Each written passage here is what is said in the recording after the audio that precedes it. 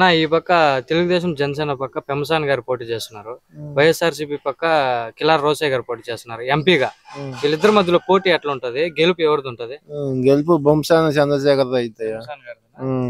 ఎందుకు అంత ఖచ్చితంగా ఎలా చెప్తున్నారు? ఖచ్చితంగా ఏముంది, మంచి నాయకుడు, యువత కాలేజీలోని అన్ని బాగా చేస్తానని చెబుతున్నాడు. అది అంటే వైఎస్ఆర్సీపీ పార్టీ మీద వ్యతిరేకత ఎలా ఉంది? పార్టీ ఇంకా మారితే తగలాడిపోయింది రాష్ట్రం మొత్తం. అది ఏడ ఏమన్నా చేసినారా? ఏమన్నా బాగా చేశాడు, అందుకే చెబుతున్నాం కదా. జగన్ అన్న వాళ్ళు వస్తే ఇంట్లో బొబ్బోటం ఏం లేదు. అది పెంసాన్ గారు ఏం చేశారు? బాగా డెవలప్మెంట్ చేస్తే నమ్మకం ఉంది. అది ఏదో నీళ్లు ఉంది, వాటర్ ప్లాంట్ ఉంది అక్కడ, ఫ్రీగా ఉంది.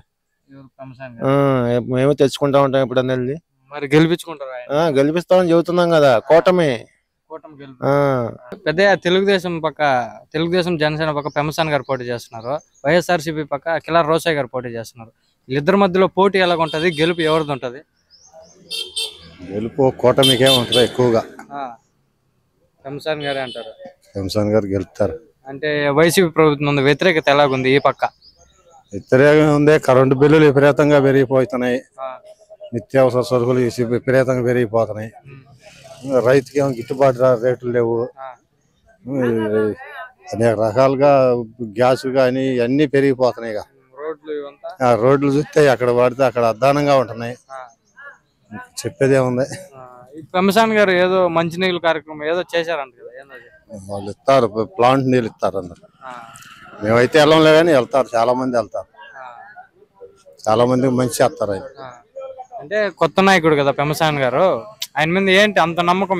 ఏంది అంట నమ్మకం అంటే మరి ప్లాంట్ నీళ్ళు 4-5 సంవత్సరాలు బట్టి అందరికి ఇస్తున్నాడు ఉచితంగా. వాళ్ళు ఎవరు ఇస్తున్నారా? అలా ఎవరు ఇస్తున్నారు ఇప్పుడు? మరి కాలువలు బావులు అన్ని బాగా చేస్తున్నారు అక్కడ.